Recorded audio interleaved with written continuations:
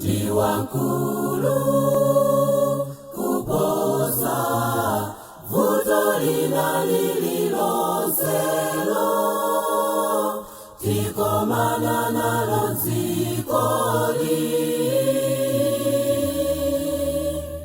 Palibe vuto lomwe limrakaye ufotokozele Yesu vuto lako.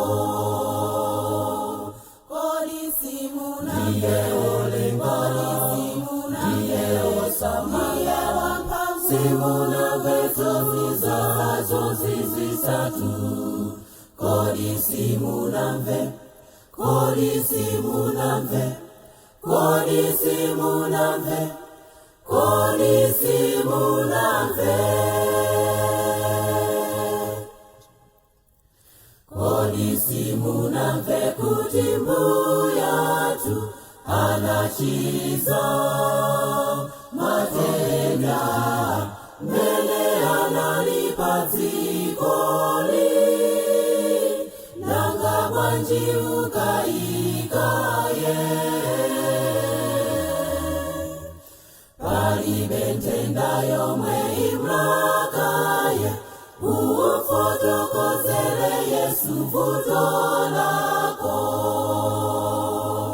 Kodi simuna ndiye olenga, ndiye osamaye wamphamvu, simuna vezo zizisatu.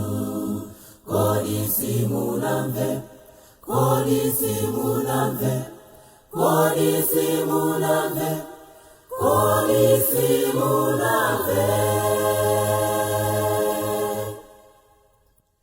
Kodi simunamve kuti mbuyatu anajesa makamu mene analipa dzikoli.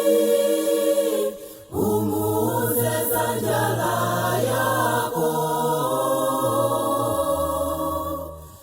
ajesa sombala mezo salima ufotokozele Yesu vuto lako. Kodi simuna ndiye olenga, ndiye osamaye wamphamvu, simuna vezo zizisatu. Kodi simunamve, kodi simunamve, kodi simunamve,